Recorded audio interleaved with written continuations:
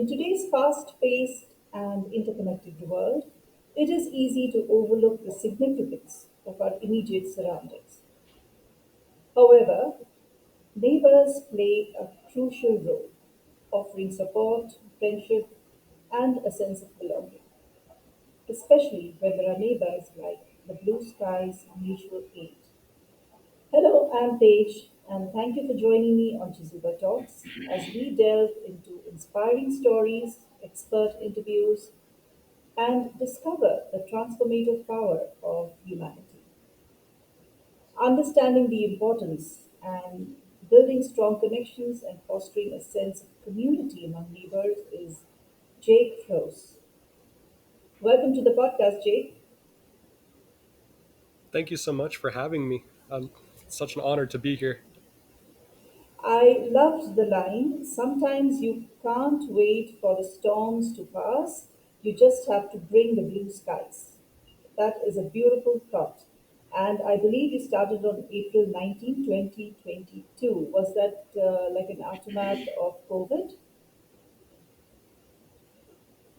Yes, towards the end of COVID, we really saw the need for more community, for more resources. And we saw how fragile the current systems and support systems and networks are that supposedly keep our society together. And so, towards the end of COVID is when we really started to come together and ask ourselves, what kind of network can we start that is focused on our neighbors and by neighbors, um, rather than relying on outside support and infrastructure, supply chains, and other outside organizations? Right. So I think COVID made us realize so many things, right? It was terrible, but it taught us so much. Now, how do you come together to decide that this is one area of focus that you really need to support people in? Is there a discussion? Is there something that is impromptu? How do you take a decision?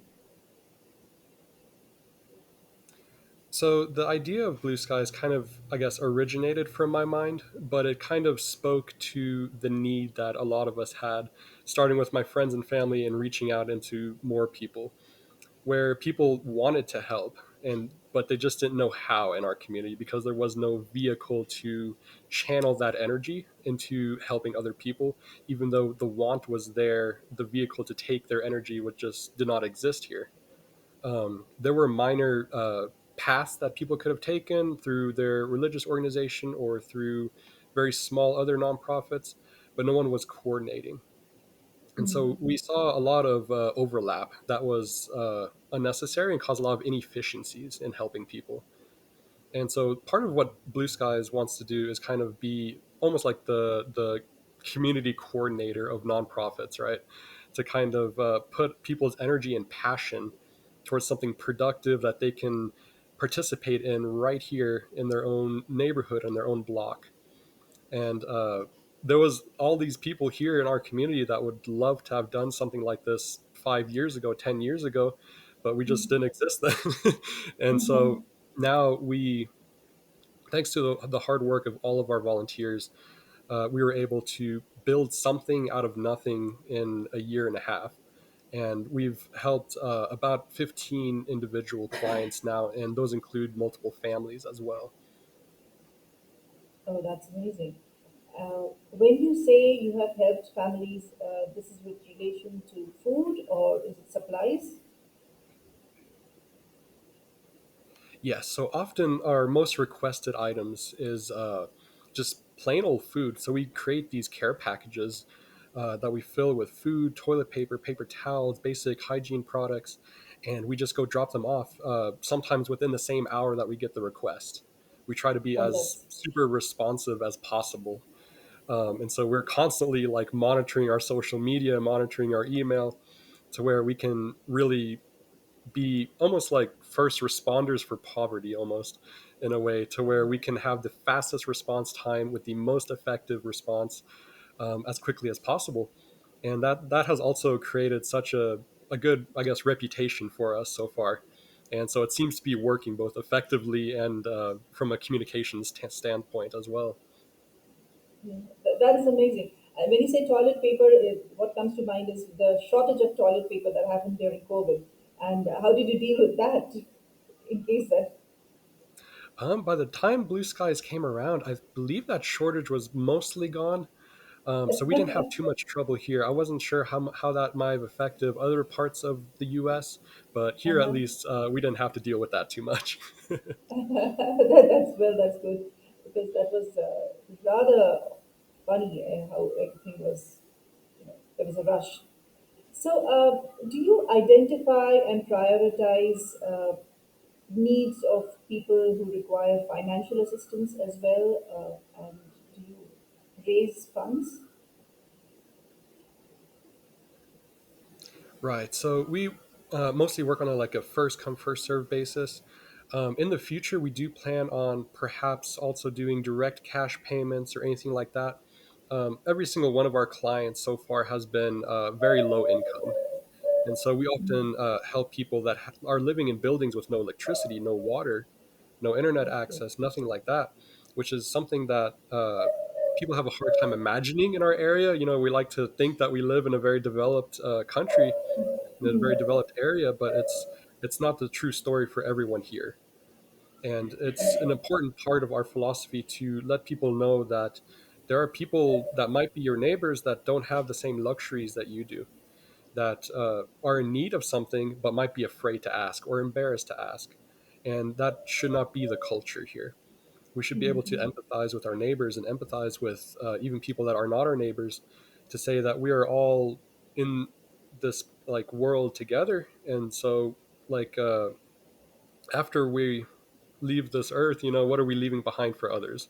Are we creating systems and processes that are going to survive beyond us to keep solving these problems and keep new ones from arising? But often we find that our passion is very much directed towards people that often were turned away from other support services, turned away from government programs because they did not have a permanent address, or they didn't speak English as a first language, or they didn't have anyone to advocate for them, or were afraid of law enforcement, and so didn't want to attract attention because of maybe their immigration status or something like that. And so we often run into very unique situations where it's a first for us, and so we have to learn, but at least we have that opportunity to learn how to better help someone in a particular situation. Now, you are really making sure that people are comfortable, or even feeling safe in your locality. That is that requires a big heart. Do you have somebody with you to help you out, or is it a one-man show that you are handling? So we currently have about 10 volunteers. We're divided into 5 departments. We have the food and donation department, the administration department, the financial department, the shelter and safety department, and the communications department. And so each of those departments has roughly 1 to 3 volunteers each. And so we found that it's the easiest way to divide up our efforts to keep the entire organization running. So some people can focus directly on working with clients, and others can focus more on the back end of keeping the organization alive and running and thriving. And so with those about roughly 10 volunteers, we're able to keep our 501c3 operating transparently and financially stable, while still delivering the results that we want to The business, deliver. yes. So even though I'm technically the founder, I'm not the owner of anything. We work every volunteer attends a monthly meeting where we all decide and vote and decide on the direction of the organization together. And that meeting is always open to the public, and we have observers sometimes that show up to just see what's going on and to kind of see what the organization is about. And that's such an amazing thing to me, because as far as I know, we're the only organization that does that, where our internal decisions are always open to the public and transparent. And the public can come in and comment and say, hey, why don't you guys do this, or why haven't y'all tried this? And we can respond right there instantly.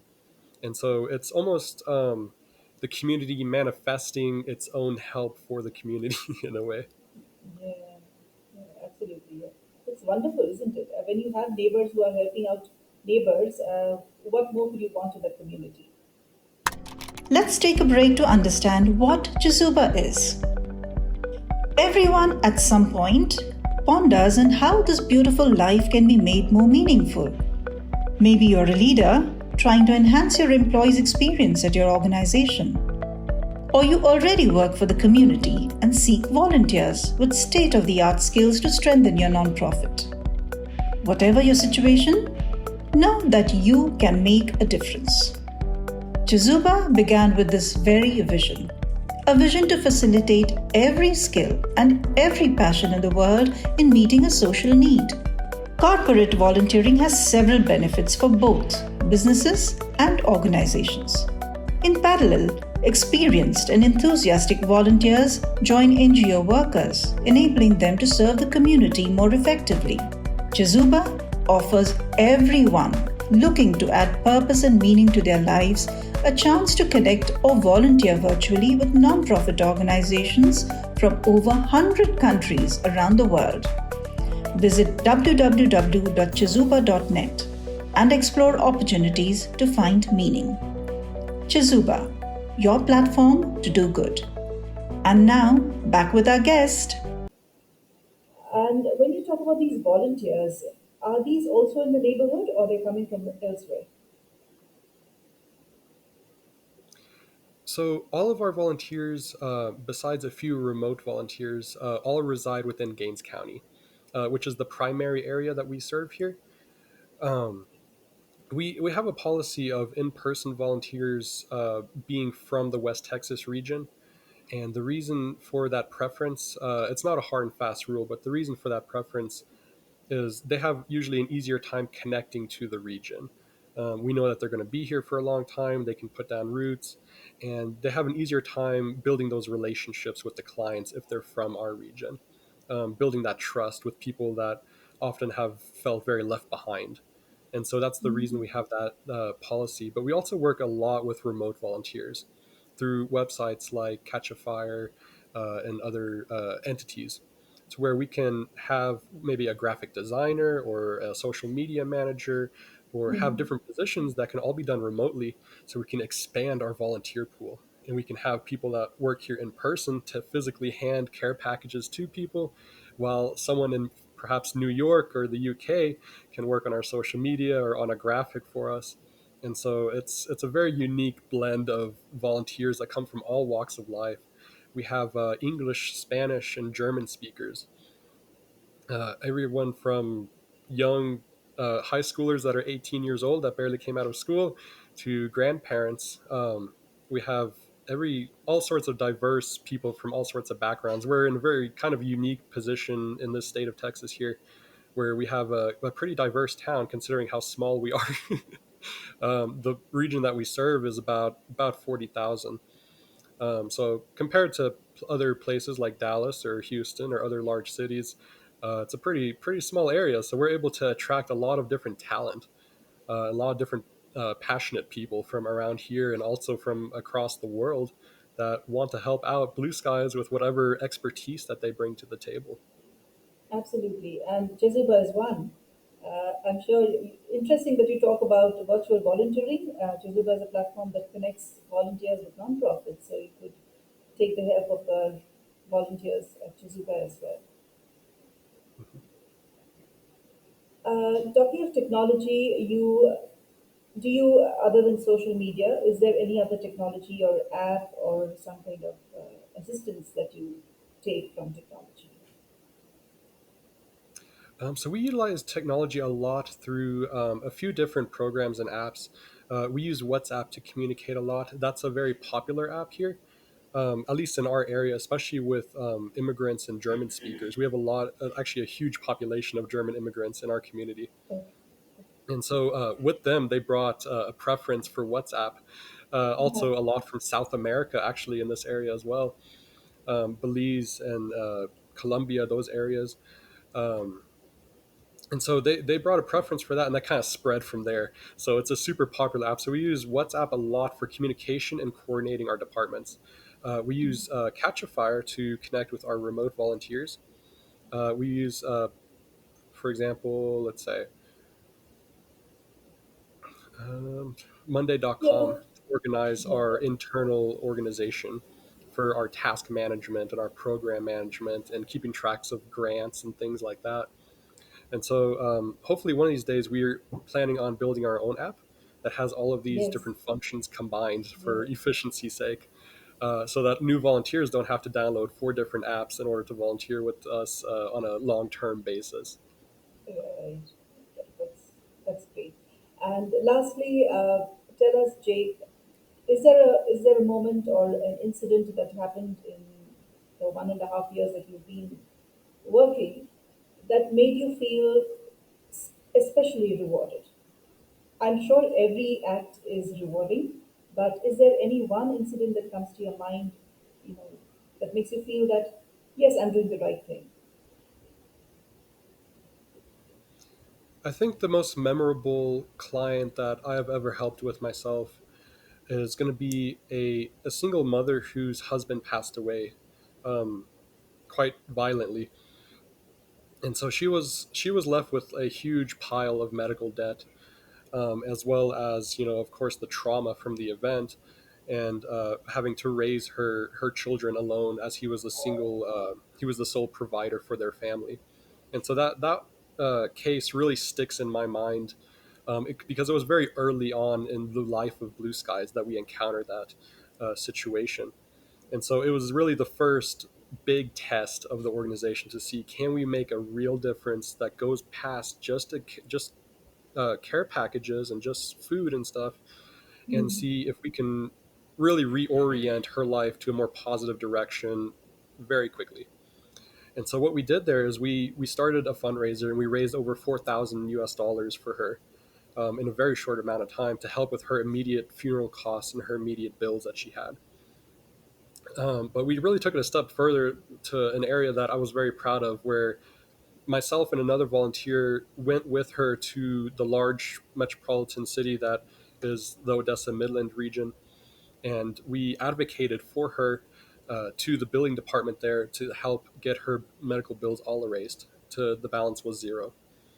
And Oh, so, that's because she didn't amazing. speak English, she was unable to advocate for herself to Um, those people at that department. And so we drove over there with her and met with her, and we walked into that building together, and we were like, hey, this is who we're representing, and this is what she says that y'all told her that she owes you. And we would like to say that that is unacceptable. She does not have the resources, and that needs to be erased. And we were able to be successful with that. And that was such a confidence boost for us, because we were like, wow, yes, we can really make a huge difference if we just really speak up. If we do something more than just drop off a box and then go back. So it was a moment that let us know that these large systems and these large things that appear to be normal are not unslayable giants, that we can mm, conquer things, even if we might not be the largest organization, we might not have the most volunteers out of everyone. yeah, We might not be, the American Red Cross, or we might not be Feeding America, but we can still make a big impact in at least one person's life. And absolutely. that case really stuck with me all of these years, and it kind of represents the purpose of why we exist. That is so beautiful. That is just amazing. I'm sure you get a lot of blessings, and I hope you continue to get amazing and success with every project, every case that you are helping out with. Jake, thank you so much for sharing your story. I hope this episode brings about some inspiration, some change in people who are listening to this, and helps with making the community a better place, helping out your neighbors.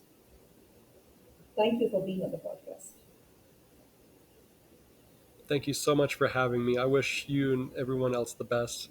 Um, we are always open to communication if anyone ever wants to learn more. And it was such an honor to be on your show. Thank you.